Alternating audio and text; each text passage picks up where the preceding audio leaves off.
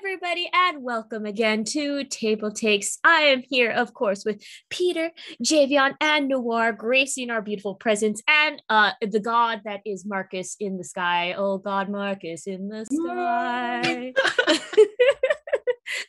But yeah, no, it's great to be back. I hope you all are keeping chill with of course, the July heats upon us and everything. What about you, Javion? What's your situation in the hot city of Seattle? I am trying to keep cool. I got my fan going and my window open, and sometimes it gets a little too chilly at night, but I've been combating it by eating lots of popsicles. I don't know if you knew this, but push pops are still a thing. And if you're like me, that was your favorite Flintstones themed Flintstones. Popsicle back when you were a kid. So I'm eating lots of those bomb pops. I got some ice cream cookie sandwiches where you put the vanilla ice cream in the middle and the cookies on the sides. I'm staying cool with lots of sweet treats. Ooh. That sounds very sweet. I am very excited. Now you made me. Now I have to go buy these things. Gosh darn! I have to also find the dairy-free version. You just made my hard life. You made it a little harder for me. How dare you? You're welcome. How dare you? Also, hello Noir. You going to tell us how much you hate Short Round? How could he hate what he is? Wow! I did not come here. We didn't come here for something like this. What I was gonna say is I don't like Short Round, but I love the actor because I just recently learned he plays the husband in Everything Everywhere All at Once. Oh, what? Wait. Yeah. So you didn't let me finish. You just blew my mind. Yeah. There you go. So that's how I'm doing. I didn't expect you to hand that glove back and slap me right back in the face with it. Wow. Yeah. Yeah, well, I'll take that apology. Besides all this silliness, Peter, how have you been keeping cool in this heat of Seattle?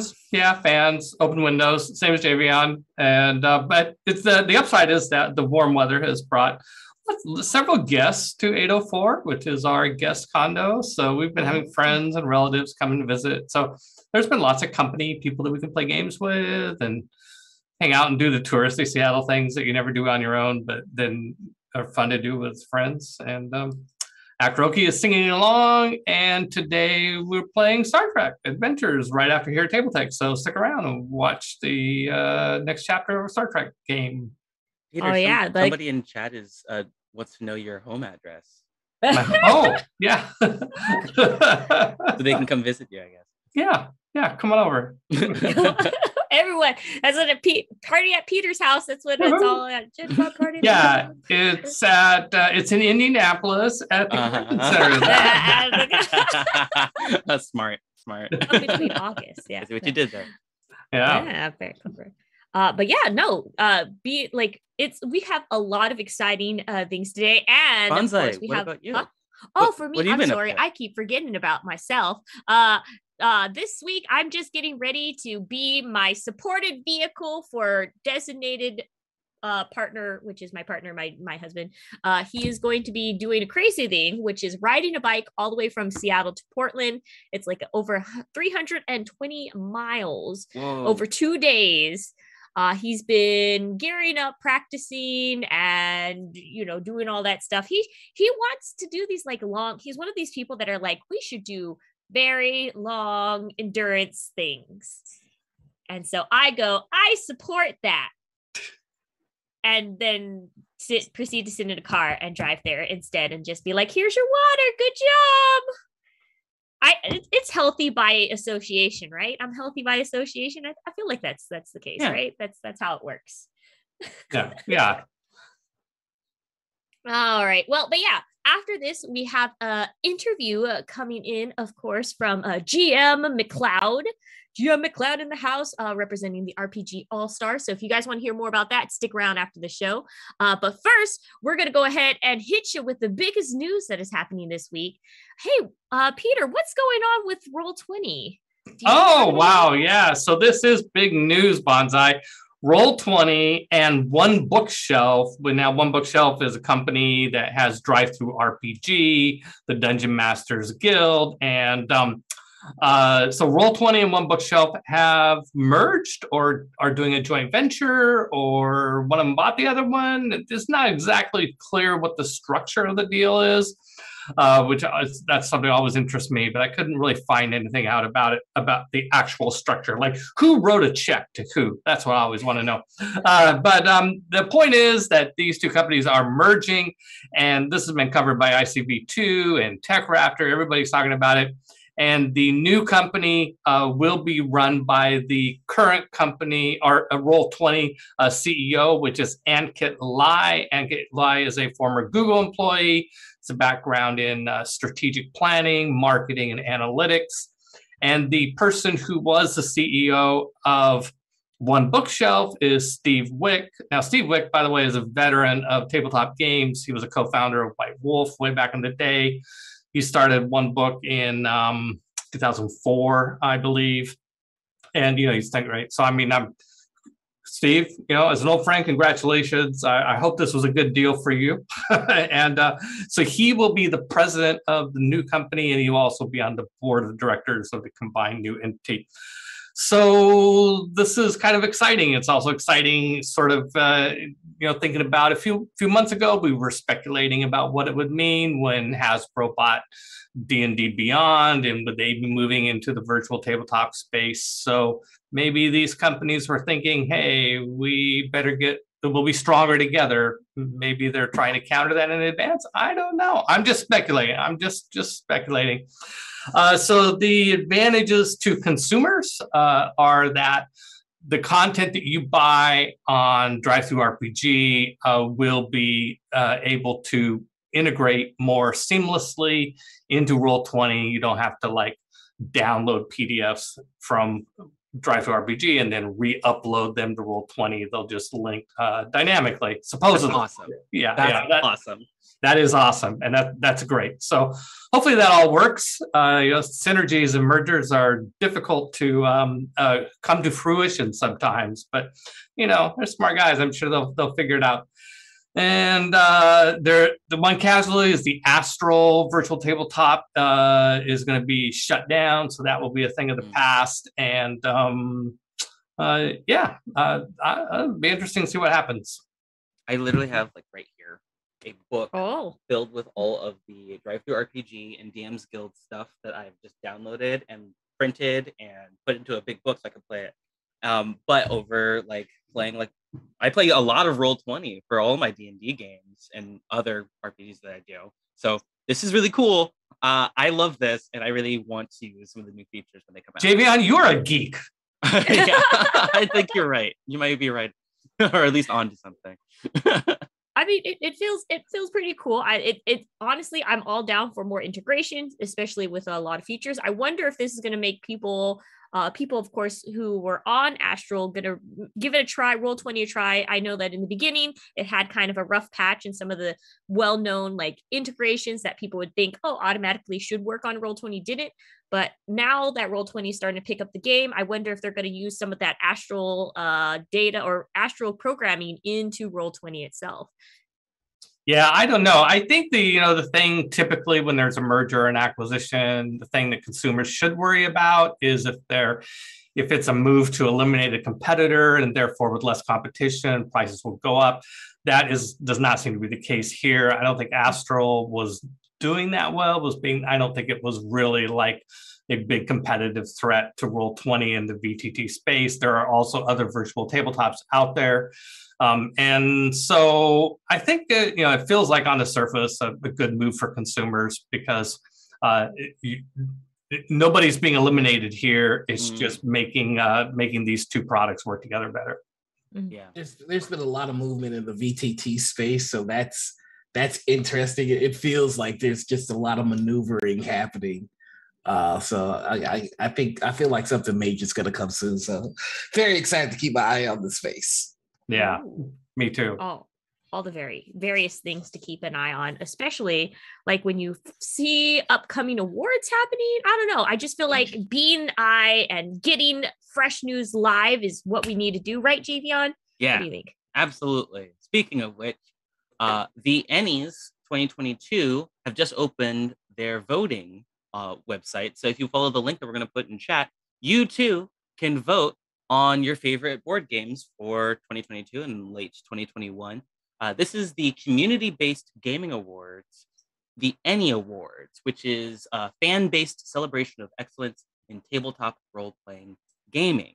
The way that this works is the folks at the Ennie Awards, the behind-the-scenes producers will go to places like Gen Con, and they'll find out what people are interested in. They'll get copies of games from the game designers. They'll bring them back to their studios or headquarters, and then they'll enter them into a big spreadsheet, and then they put them into a voting booth. And now you have a chance to vote on which ones that you think are worthy of your vote. So you can vote on lots and lots of different categories, like the 2023 judge candidates picked by the judges themselves, or categories like best art cover, or best layout and design, best podcast, best rules. Like there's a lot of really interesting categories that I don't see that often. There's one game in particular that caught everyone's attention for best adventure. It's Extraction from Demon F Cleveland, 1996. You should check that one out just from the name alone. But what's the name of it again? Extraction from Demon F Cleveland. I'm censoring myself. Demon F Cleveland, 1996. It sounds interesting. I'm also interested in. So it has the F word in the title. Yeah, exactly. All right. Say it, you coward! No. I mean, that's worth an extra point. Yeah, I think so. Another F word, frog, because there's Hark, says the frog magus, which I don't know what that means, but I'm already on board because frog magus was one of my character concepts that I never actually got around to making in D&D. But anyway, go and vote for your favorite games so you can see if other people want to see the same games win awards. Ooh, very nice. I like this. It's a good way for the community to get involved and hear that their voices are heard. So other companies can see, hey, this is what voted for the community. So maybe we should invest in that. You know what's also good? If you happen to be in LA and you want to catch them all, right, Peter? Is there something going on in LA that's really cool for a lot of people? Oh, yeah. So, hey, one of the joys of having been a former publisher of Pokemon is I get to cover the Pokemon stories. Woohoo! So, thanks to Matt Jarvis of Dicebreaker, he broke this story that Pokemon recently made a casting call down in Los Angeles for people who were, the initial development of a new unscripted series involving the Pokemon trading card game. So unscripted is sometimes a hint that it's a reality show. It could also mean a documentary show. So that's kind of interesting. So this casting call is they're looking for energetic, personable candidates of all ages. And so that makes you wonder if families will be. We're just speculating like crazy. We do that on TableTakes as long as we call it speculation. Yes. So they're looking for players of all experience levels, from beginners to tournament competitors. The Pokemon TCG Vice President Barry Sam said in a press release, from dedicated competitors in the Play Pokemon program and casual players battling after school with friends and family. Battling with friends. Yeah, that just sounds so wholesome. Yeah, I love it. That sounds great. General enthusiasts are looking forward to spotlighting the stories of our diverse TCG fans. So, by the way, the article does have one error. It lists the publisher as Wizards of the Coast. Actually, Wizards has not been the publisher of the card game for quite some time. But maybe we can help them out. Do we know anybody in Los Angeles? Bonsai, Javion? Do we know anybody in LA we could send their way? I know quite a few people. Yeah, I think Matt Colville's down there, right? I mean, Matt Colville, yeah. He could go apply. All my friends are in LA. Not your friends? What about us? Well, first of all, I'm glad you have friends. All my friends are on the West Coast. West Coast. Best Coast. Woo. In Chicago by myself. No. Well, it sounds fun. It'll be interesting. I'm at least curious to see what they come up with. Oh yeah, I think it also would be really great and funny if they just like followed a group of like 10 and 11-year-olds making their way into the trading card, like how it actually is in Pokemon, where you're supposed to follow around these 10-year-olds, and then I don't know, maybe that's just me and my crazy ideas of like live action reality show that is that, but you know, that'd be fun. I feel like, yeah. But I mean, it's weird. I mean, like reality shows. I mean, the thing goes off in my mind is reality shows are usually about, you know, embarrassing and humiliating people and catching them doing bad things. And, you know, I mean, it's like, you're going to do that with children. Okay, you better be very careful here what you're going to be doing with these kids on reality TV. But I'm sure they're thinking about that. They are very family oriented. Yeah. Well, we'll have to kids will be all right. Oh, no, go ahead. No, go. Yeah, you go. Oh, I'm done. I said everything. Okay. I was just going to say, well, you know, LA has a lot of like really cool movies and shoots that they're doing. Mm-hmm. I feel like there's been a movie that may be nerd inspired. Noir, do you know about it? That like people are really getting into and like maybe making stuff with? I don't know. I can't really, something on the pipeline. No, I do not. No, you don't know. No, just kidding. Yes. Ultra Pro has announced that Dungeons and Dragons movie is the Dungeons and Dragons movie is going to have an accessory line. So that's going to be playmats and character folios are going to feature actors and actresses from the upcoming movie. This news coming to us from Jeffrey Dom Sanchez over at ICV2.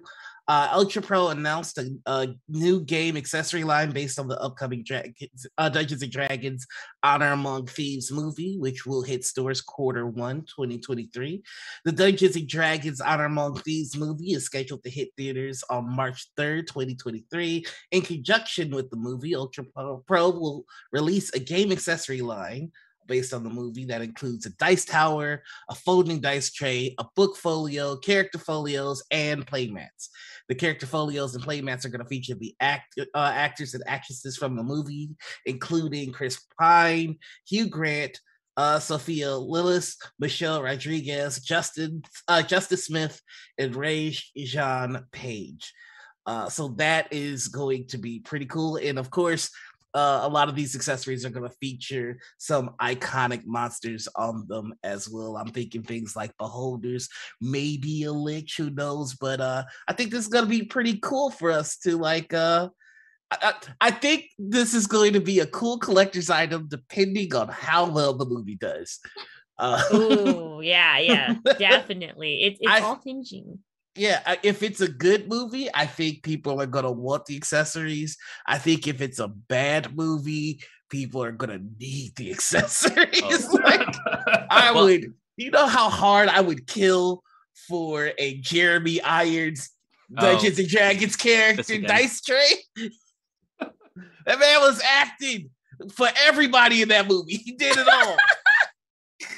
Listen, I don't need an excuse to get more Dungeons and Dragons accessories. I will take any excuse I can get. Okay, so I'm getting it. It's only because I'm a DM. That's it. It is pretty risky for, you know, an accessories company to say, yeah, I'm going to roll the dice on this.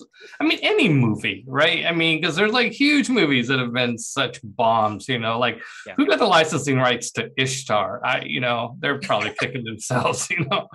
So, hey, I just had to Google Ishtar. I feel like, so here's my, I need to really quick grab the accessories. So, as Isabella once told us before with my conspiracy hat, what Hollywood has basically found out is that if we get the gaming / nerd community really into something, we're going to buy everything. And then it can branch out to everything. It doesn't matter. We're just going to monopolize, because then it makes it more easier and mainstream. For like it being in Target and stuff, when we're like, yes, it's mainstream, we gobble it up, we have it, everything. If gosh darn, I bet you if McDonald's came out with the Dungeons and Dragons Happy Meal, how many of you would go and buy just to get those dice? No brainer. Just to get McDonald's? No, you don't think so? Absolutely would. I totally would. So that's my conspiracy. They found out where the money is. I'm suddenly jonesing for a Big Mac. Thank you, Bonsai.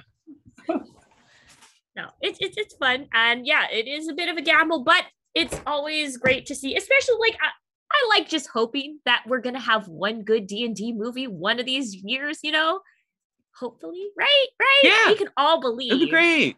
Yeah, they can always just edit it later. Want this movie to be trash. I want it to be Jeremy Irons Dungeons and Dragons. I want them to keep that consistency, keep that same energy.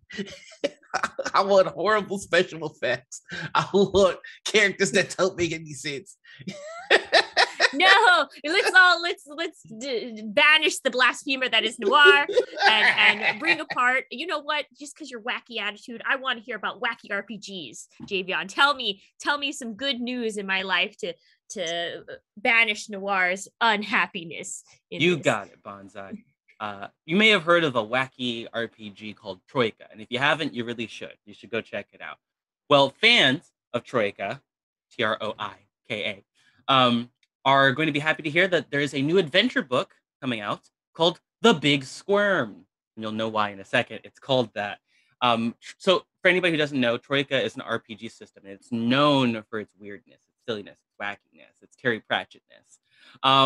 And in this adventure, you're going to be investigating a corrupt investment scheme using unhatched killer worms. Apparently, it's going to have the style of a hard-boiled detective story, and it's going to have a lot of the oddball humor and fantastic elements that we're used to seeing from many of the Terry Pratchett novels you may have read.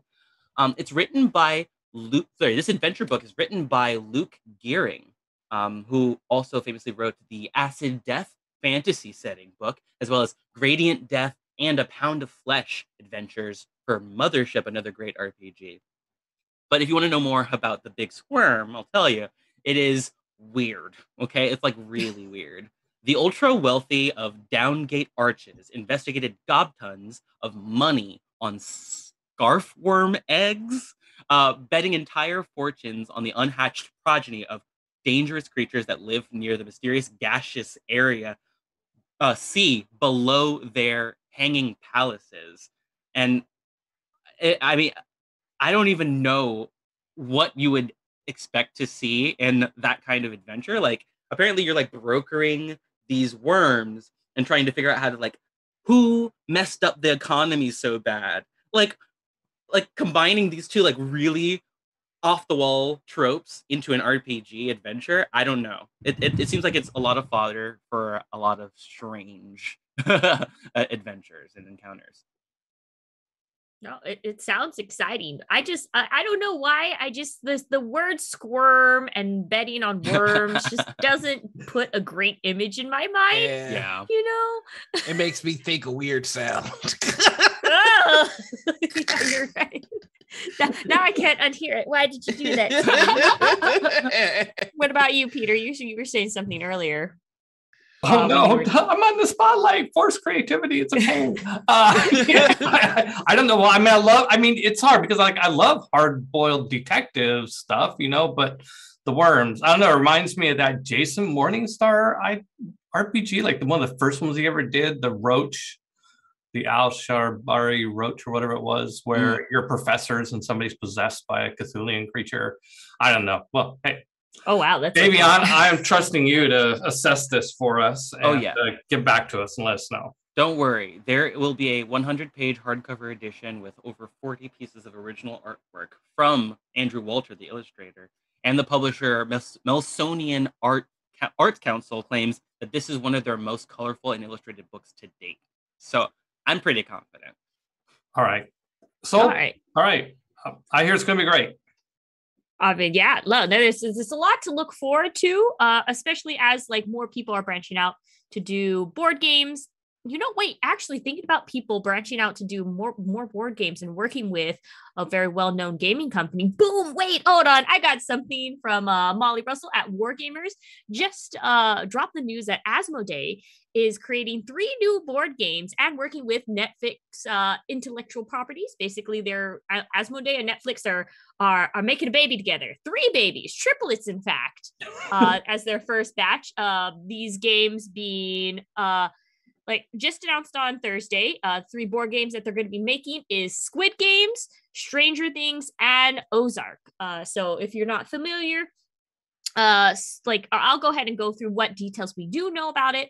All of these games seem to be designed to be mostly casual based, and they're going to be going in actually at a reasonable price of $25, which I think is actually a pretty low cost for a board game. But if it's more for general gamers and more to reach a wider audience, these games, of course, will be hitting shelves by July 30th, which is, I'm surprised they announced it, and then bam, in a few more weeks, it's just going to hit shelves at $25. I was like, wow, that's actually a really good price. The games in question, Squid Games. It's a 3 to 6 player game where each of the players team up to make about 12 contestants, basically reacting Squid Games, the game, which is kind of funny because the commercialism of Squid Games kind of defeats what the point of Squid Games, the actual TV series is about. But that's me. Just my thoughts. Stranger Things, Attack of the Mind Flare. It's going to be a 4 to 10 hidden player role game, basically like finding werewolf kind of games. Players try to deduce who's in control of the Mind Flare. And that is being developed by Repos Productions, the same folks behind Seven Wonders. So hey, they know their board games. Ozark is a 2 to 5 territory controlling game where players choose a faction and compete to control locations from the show. Also being developed by Mixlore, who's making the Squid Games as well. So I don't know. What do you guys think about these intellectual? I mean, Noir, you know about all these, like having to work with intellectual properties. What do you think? It's a juggling act, because you have so many different hoops to go through. You have to make sure that what you design is not only functional for the player, but it appeases the license, the license property that you're using. I just reading this, I can see the amount of emails that have been going out, and it's a lot. No, I think it's really cool. I don't know. I feel kind of funny about Squid Games being gamified. I feel like we kind of missed the point of what the show was about every time we do it. But it's bringing the money, so I guess go ahead and support the capitalism that the show was complaining about.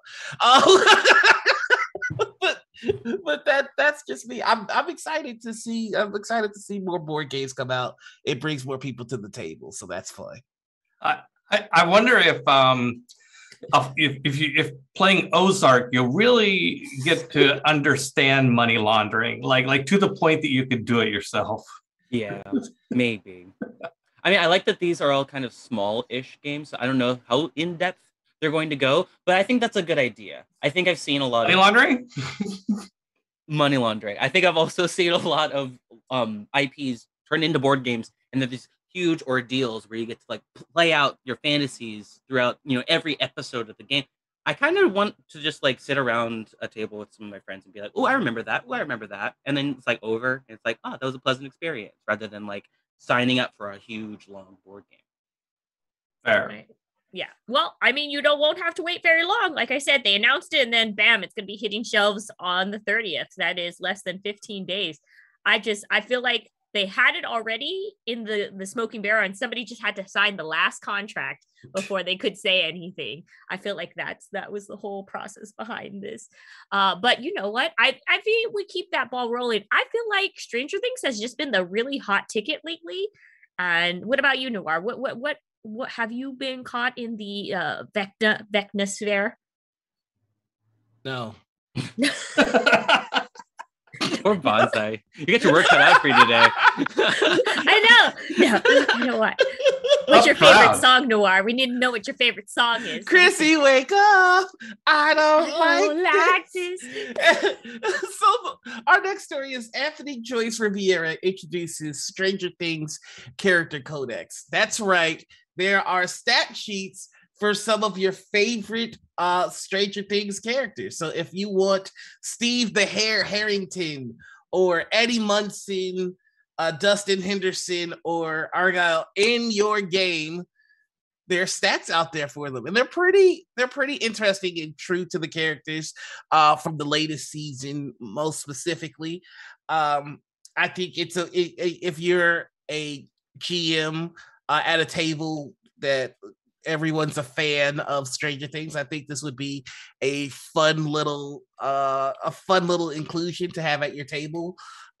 You can make them NPCs and change them up just a little bit to fit your world, or not. Who knows what kind of stories you're telling? But the character sheets are here with each of the characters, and some pretty cool abilities for them as well. So definitely go ahead and check that out. Keep that in your pocket, and you'll be all set to go to have a Stranger Things themed adventure at your table. Ooh, very, very These nice. might work pretty well as like monsters or like NPC encounters.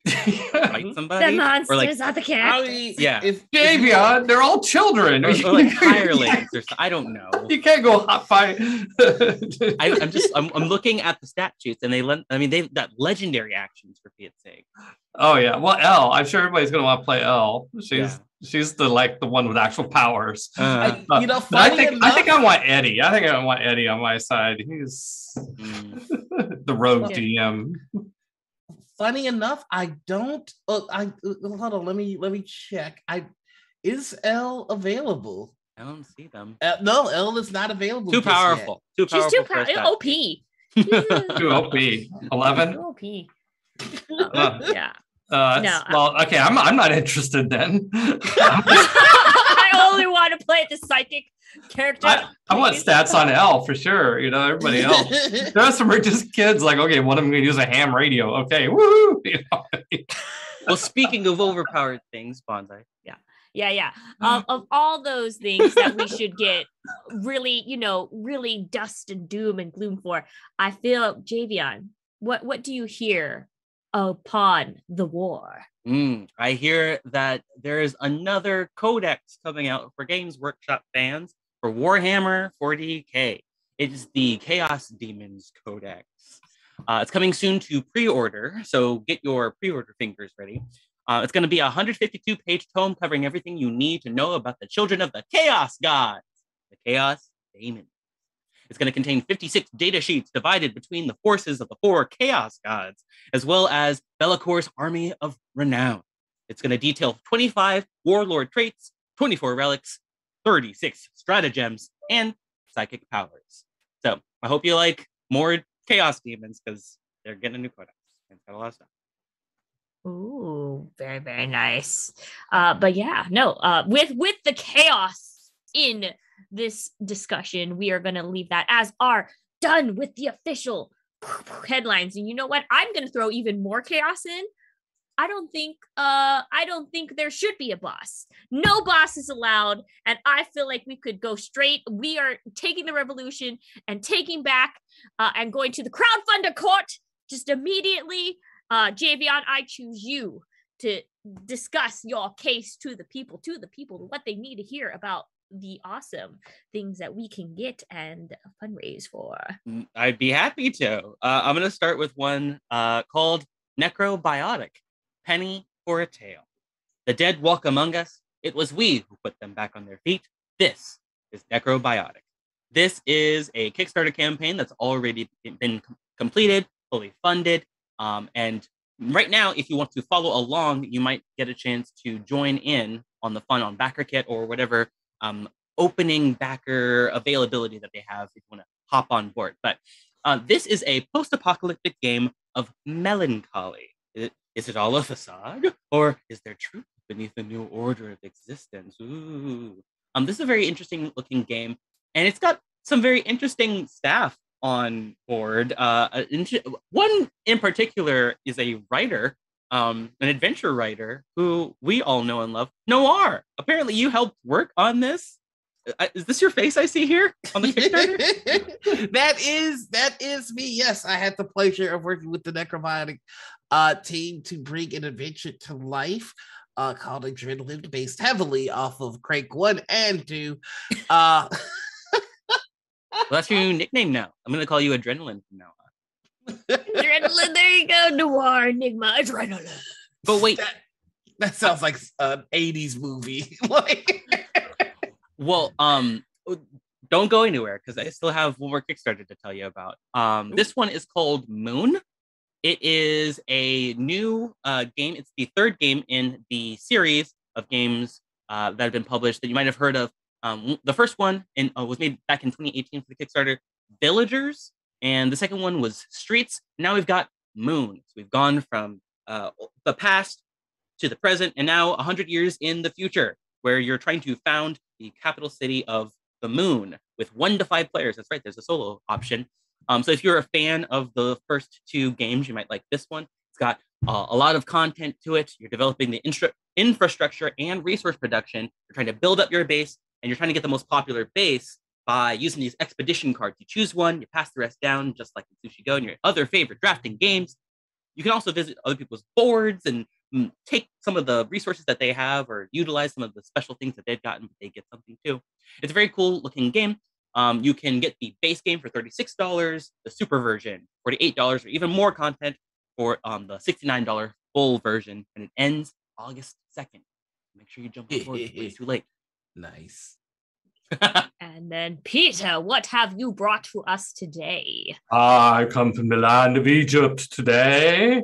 We have AmunRa is on a 20th anniversary edition. And this is on GameFound, 12 days left.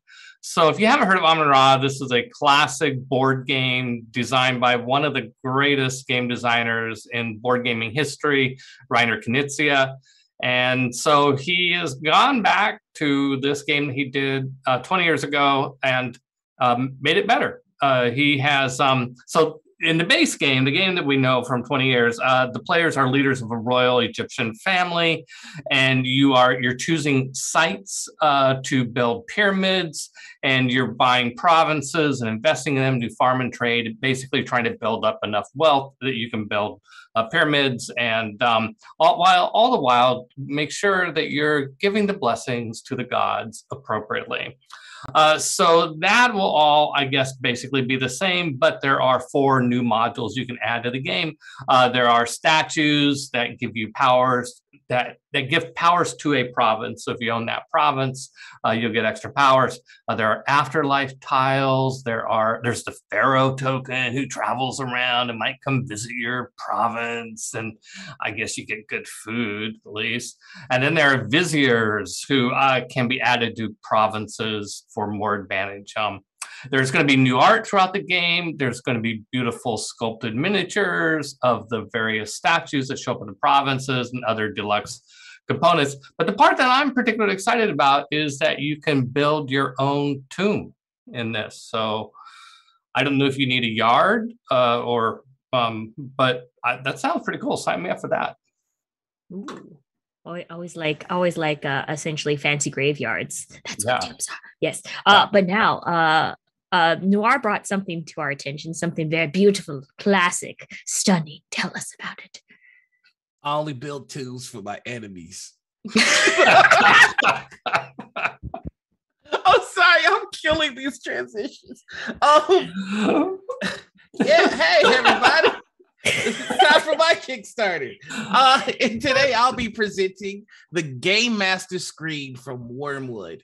It's been a long wait, but after 5 years, they're bringing the triumphant return of the Wormwood Game Master screen. It's back and it's better than ever. This time it's modular, solid wood screen. It's packed with full features to make it not just a wall, but a gateway to endless possibilities. And when they say it's modular, they flipping mean it. Like, you can change so much about this screen, from the emblem on the outside, which is by default the Wormwood logo. You can just toss that out and then put your own logo on there.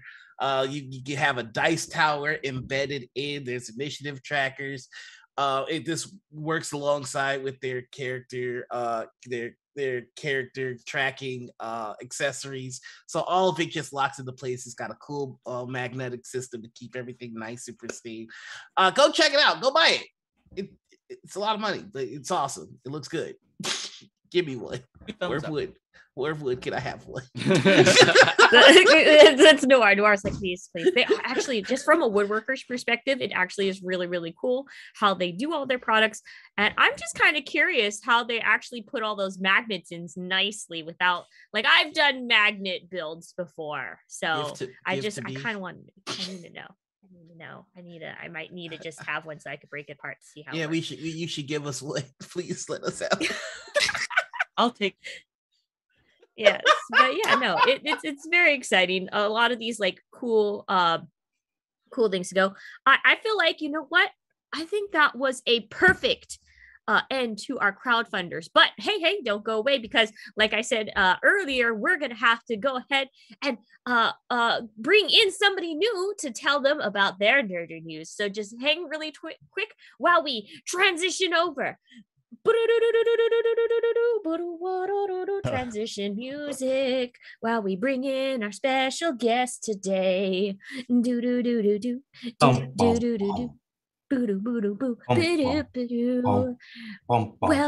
to Gen Con TableTakes, and we're hanging out and we're waiting to ask you all of the questions. Gen Con TableTakes. I could just do this for the next 20 minutes. I'd be happy. Yeah. This is how we're going to conclude it. But yes, hello. Hello. Oh. Hello. Hello. How are we doing today? My Yay. goodness. Okay, there we go. We were just hearing some beatboxing. My terrible beatboxing. Sorry about that. It's all good. Goodness. Good to see you all. Thank you for having me on. What the heck? You guys have a happening show here. Did I hear you talking about Necrobiotic? What was the game you were talking about? Necrobiotic. Yeah, those guys, that looks really cool. I have to play that. Anyway. Good to see you, Peter. How are you? Hey, Spencer. Good to see you. Welcome to TableTakes. Thanks for stopping by. Thank you. And I am Spencer, but I'm kind of known in gaming circles as the Game Master McClouds, and that has a long story to it, as I am the Game Master at McCloud Ale. So that just sort of caught on. And, okay. I carry that. Also, it works as a DJ title as well. GM McCloud. See, that was my way of saying, hey, I'm a GM McCloud's Ale insider, because I know his name is Spencer. That is true. Peter and I go back. Yeah. I'm not gonna lie. I'm a little hurt that it has nothing to do with Highlander. Well, no, wait a minute. We conduct Highlander at McCloud Ale. So once a year we celebrate, and literally there will only be one. So you'll see me running around it's a brewery in LA, and I'll run around and give everybody minis and a little card. And if you kill them secretly, you absorb their powers and you just grow. And so somebody at the end is gonna be like, 28 strength, 28 everything down the line, and have a sword of plus 10. Nice. And that person that's been hiding out has like a 12 of everything, and Nice. One hit. It's so much fun. I need to know when this happens, because I need to go to there. Yeah. Oh yes. I think it's a great TableTakes field trip. Yeah. Yes. We talk about that all the time. Anytime. And, we shoot loaded dice rollers, and now I had to do something really confusing, because we're shooting more than just loaded dice rollers. We're doing Not Another New Hope, which is a Star Wars series. It's phenomenal. It's in post-production. We're spending a lot of time on that. And we do something called TPK, Total Party Kill. So that is also in the can, ready to launch next. And we're doing that at Gen Con. Nice. We're doing Total Party Kill at Gen Con. It's almost sold out. We have 2 events. They're 2 hours long. There's 16 people will participate at both events. So one of those will win a metallic DM screen from Bobby Smithy. And if you haven't seen these things, it blew up my TikTok. Like literally I posted it. I found her and posted it, and it blew up. She sold 300 units that day. These things are insane. Everybody wants them. So that's the grand prize, plus prizes from Paizo, plus prizes from Miniatures Market, plus prizes from, of course, Total Party Kill Games. I had to contact them. So So I think we probably have a lot of viewers who have no idea what you're talking about. yeah. You kind of like back up a little bit, like we jumped the gun. We got too excited. I'm so excited about this stuff. Who are you? What do you do? What is total? Thank you, Peter. Start. Take us from the launching pad into space. So we are a collective, game show, right? We play live play, right? So we started with Pathfinder 1 and then went to 2 when that went over. And then we're into Star Wars, we're into D&D, we play all sorts of stuff. And that has gained some popularity. So, and we're all in Hollywood, and I have, like some pretty special guests, like James Marsters from Buffy was supposed to be with us at Gen Con, but now he's at a convention in Wales. I'm super bummed about that. But I can snag like a pretty decent, celebrity from someplace and play with them. So it's been a lot of fun. And we've just grown. Our YouTube channel is now called RPG All Stars. And that is confusing because we have Loaded Dice Rollers, Not Another New Hope, Total Party Kill, et cetera, under that brand. So that's sort of our brand is RPG All Stars. So you can find us there on YouTube and Facebook and anywhere else. And then, so Peter, I got in touch with you. You said, hey, why don't you do some things at Gen Con? I said, I wasn't even thinking about it. I was like, oh, really? I was like, I've always wanted to go to Gen Con. Believe it or not, I'm a first timer. And I highly recommend it. Yeah. I've talked about it with my gaming group for like literally 20 years. Like we've been playing for 20 years and just never gone. So I was like, guys, we're going. So I just booked a ticket with one other dude and we started there, and then everybody else went. And I can't believe it. Everybody's coming. So it's super exciting. So we have 4 events at Gen Con now.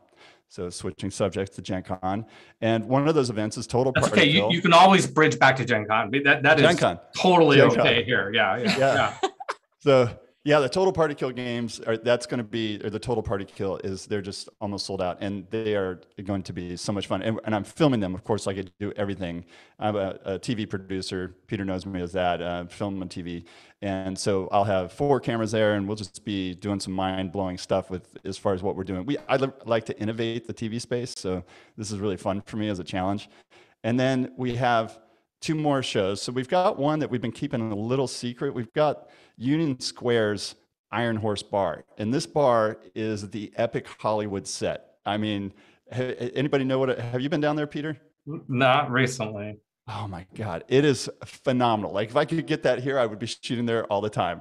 So we're doing Loaded Dice Rollers there. And so that's a Gen Con after-hours session, and it's going to be so much fun. There's still some tickets. It's limited seating. We didn't want it too loud, but it's fantastic. So that's happening Thursday night. And then Friday morning, we have our big show, which is Dudes and Dragons. And a lot of people might mistake that it's like a live play, but that's actually a feature film that was shot. If you haven't seen this, by the way, if you guys are D&D fans, you haven't seen this, it's free on YouTube. You got to see it. It's mind-blowing. These guys took $500,000 and made this movie, McLean and Adam and all these guys. And they've gone on to do huge things, by the way, all of them. It was one of Luke Perry's last films before he died.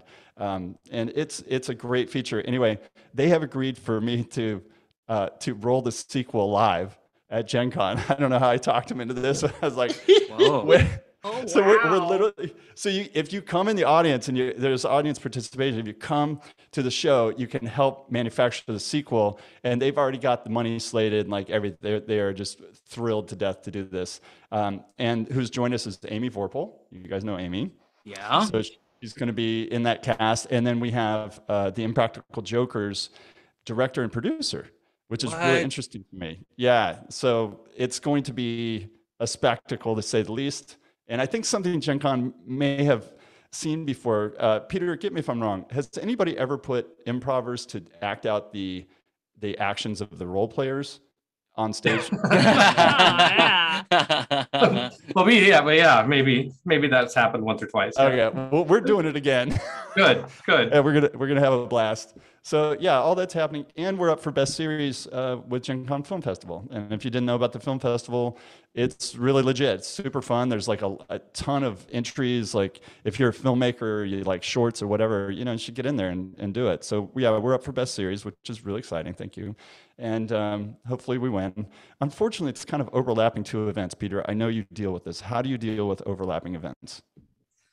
I just tell both of them that I'll be at the other one. Surprise, I'll be at one. What if you're game mastering one? Yeah. Well, then that's one I'll be at. Right? Oh, okay. Yeah. Super fun. Well, I'm really. It is like crazy. Like I have no idea half of what goes on at Gen Con. It's just there's so much that goes on, and I can't see everything. And and I do like to actually go and do some things just for myself too. So it's complicated. Sometimes people say, "What do you do at Gen Con?" I go, "I don't really know, but I'm really busy." Yeah. People suck you into whatever. And I know you, Peter, you get really excited about things. So I'm sure something's cool going on. You're like, oh, I'm going to go check that out. Right. So yeah. So I guess let's go ahead and ask all the hard questions now. Okay. I want to hear about what your like most memorable moments for your podcast is, like the most funniest scenario you think, memorable moments that just like you'll never forget. I remember the first time we charted on iTunes under the top 40. I was really excited about that. Awesome. Now we're pretty much always in that range, so it's pretty cool. But I was really excited. The cast has changed. We have 3 seasons. The cast has changed a lot. The first year we only did the podcast, and then I did like a video version to get it up on YouTube, and it's just like a graphic or us listening to a podcast because we actually did that. And so season 2 and 3 were fully Zoom. And now we've perfected the technique with Riverside FM, and the technology as far as like recording somebody locally is phenomenal. That's why I'm excited to release this new stuff. And we've been playing in person a lot. I think the most exciting thing was, during the pandemic, I mean, we all lost, our game tables, and it was just a cool way. And like, I reached out to Peter, I was like, hey, would you want to play with us? And he's like, sure. So I was like, wow, I can play with new people anywhere. So that's quite groundbreaking as far as like, I'm reiterating what everybody knows, but now we know how you got this interview. Yeah. Actually, I might have another secret to that, but so it was, for me, that was really the coolest part about the podcast. We could just keep it going. And it was actually a little bit easier online because hauling around 8 mics and a mixing board and a bunch of cameras, it's like, oh man. Yeah. So you exist everywhere, like at TikTok, you've got a YouTube presence, you got your podcast. As a content creator, which platform do you find is your favorite? Which one? We're getting secret with it, huh?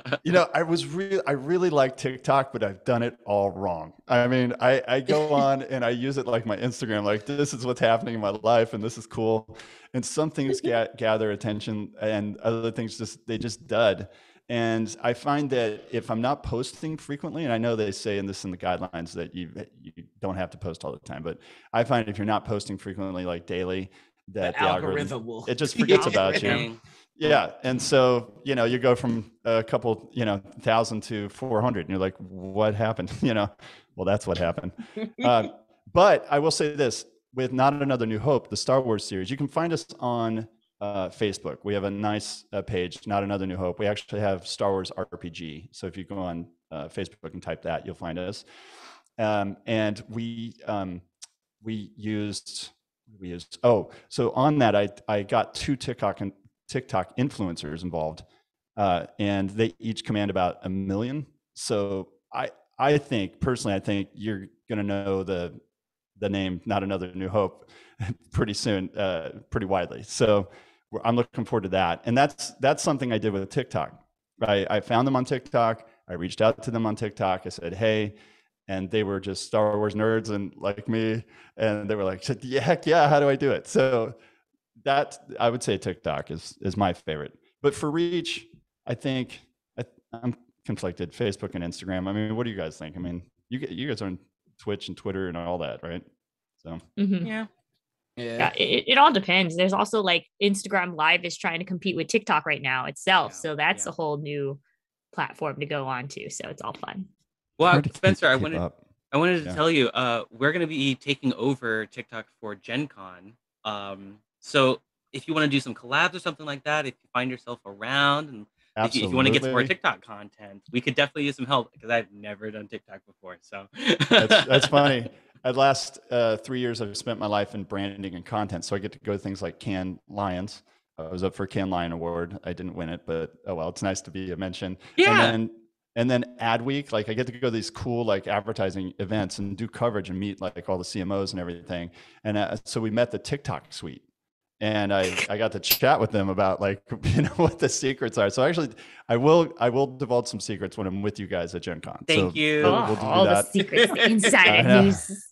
Yeah, it changes, by the way, so it might be outdated, but teach us your TikTok kung fu. yeah,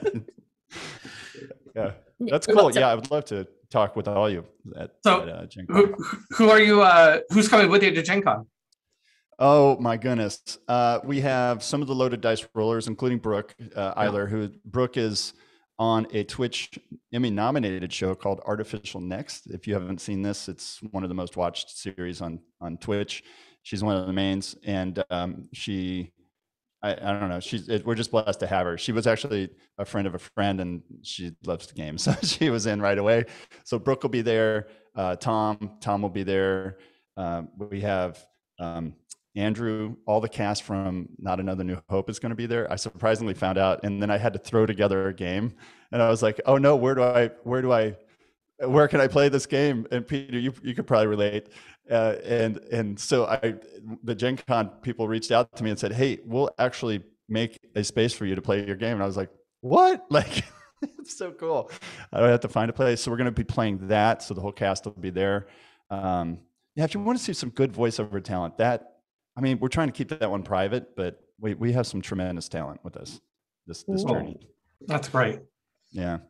And of course we have, everybody from the Dudes and Dragons cast, which is Adam Johnson from the CW show, The Outpost. He's done numerous films. McLean Nelson, who is a well-known director, but he's the lead in Dudes and Dragons. And he's also gone on to, star in like 15 films. And then we have Amy Vorpal, who you guys all know from The Nerdist and the rest of her College Humor and awesome stuff she's done.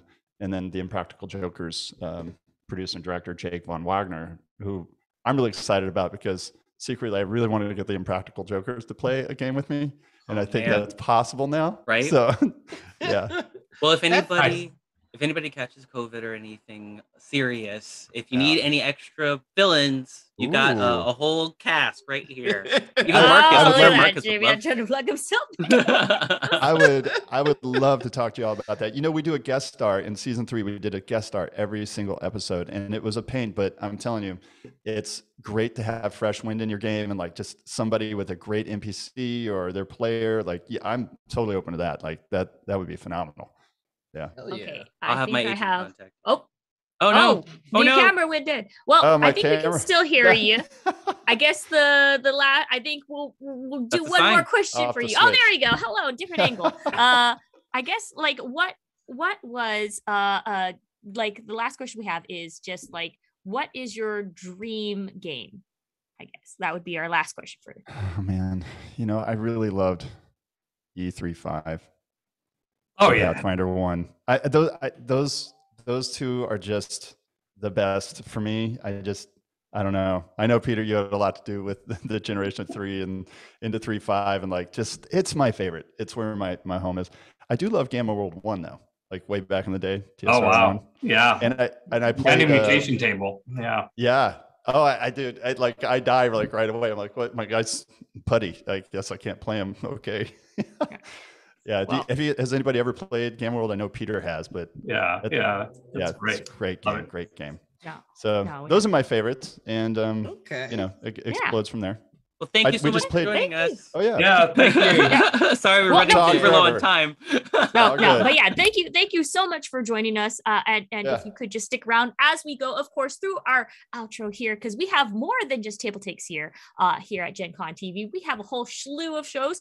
Speak of which, a show that comes right after this is TableTakes Game Night. We are playing Star Trek. It's our last episode, and Peter is going to be GMing us. Noir, Javion, and Sarah is going to be in here, going in, and hopefully we won't die by nuclear explosions because we're smart and totally didn't split the party. Yay! And then, of course, after that at 5 p.m., join us for Joyful Gaming around Sarah's table. Sarah Moore is going to bring us part 2 of The Vanishing Lands with the crew with creator Jeff Moore and Marcus May. Tuesdays, and with more wonderful guests. Nerd Botchery Adventures continues this Sunday at 4 p.m. to 7 p.m. Pacific Standard Time. And as the streaming schedule this week goes, we got Mondays, 4 p.m. board games with Brothers Murph. Join, of course, Brothers Nick and Mike as they play more games.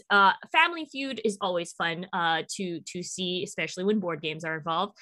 Tuesday, of course, we got Out of Character with Mark Tassan, going ahead and giving more interviews of behind the scenes of, behind the scenes of creators talking about how their art, their process, all the nerdy stuff that inspires them.